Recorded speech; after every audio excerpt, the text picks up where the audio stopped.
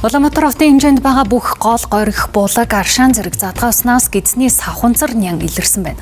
Мөн газар доорхоо гүний ус нингийн мөхөрдөлтэй учраас булаг шантны усыг уухгүй байхыг усны газраас анхаарууллаа.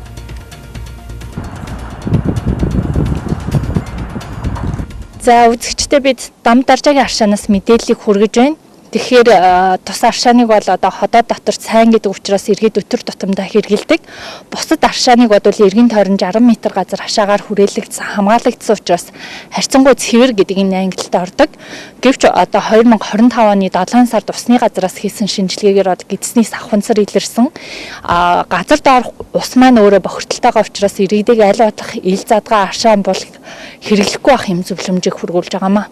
Үдшилгийн хайр хавьд ингээл айл нойл үдэс найгуу энэ чинь доогуур бас газрын зуудлаараа бол холбогддог л байлгүй. Тэгэхээр бас бод тодорхой хэмжээний бас нэг тийм бохирдол байдаг л байна л та. Тэгээ нэг аршаан гэдэг утгаар нэг хайхтар шижгэлэхгүйгээр тэгэл аршаан болог гэж бодсон шүү дээ. Манай найз нөхдөл надад санал болгосон. Эм өгч яхаар энийг нэг уулгаад үзээл гэсэн. Тэгэхээр нуулгаж үзэх гэл ирсэн. Ирж авчих. 10 гаруй жил авчих шиг байна да.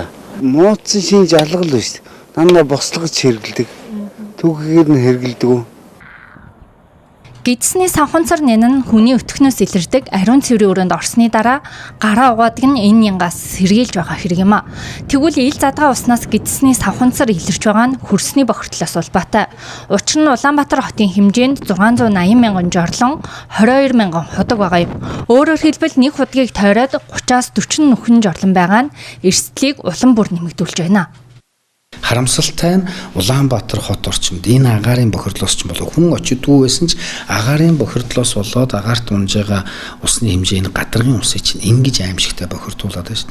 Тэгээд тэр газар доороос зайсангийн орчимд авч байгаа уснаас нь гидсний савхунцар нэн илрээд байна гэж хэлэхээр зөрүүлээд манай аршаан ямар болов гэж бодох гэхээр боломжгүй байхгүй юу. Одоо бид хэдий болтол нууж явах уу, хэдий болтол одоо юу гэдгийг учир битүүлэг юм ярьж явах уу. Ерөөсөө усны бохирдол бол Монгол улсын хэмжээнд тэр дундаа Улаанбаатар хотод маш аюултай болчиход байна.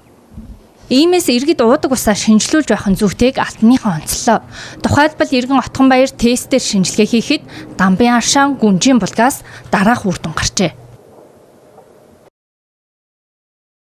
Дамбын аршаанаас авсан дээжид савхунцар бактери илэрлээ. 48 цагийн дараа үр дүн гарлаа. Уг аршаанаас 10 сард авсан дээж эерэг, 12 сард буюу эд өвөл авсан дээж сөрөг гарсан. Тэгэхээр газар хөлдөх өнгө хөрсний бохирдолтой холбоотой байж магадгүй. Гүнжийн булгаас савхунцар бактери илэрсэнгүй. Ус хоёр янзаар алга болдог. Нэгдүгээрт ширгэж, нөгөө нь бохирдож. Тэгвэл Улаанбаатар хотын хэмжээнд байгаа бүх ил задгаа ус бохирдсон нь аюулын харангад илтэж байна. Иймээс уснаас тогтмол шинжилгээ авч бохирдлын шалтгаан нөхцөлийг тодруулах шаардлагатай юм а. Мөн усны газраас Улаанбаатар хотын хэмжээнд байгаа гол усанд орохгүй байх зөвлөмжийг 2024 онд гаргаж байсан бол одоо бүр мөсөн хориглохоор бэлтэж байна.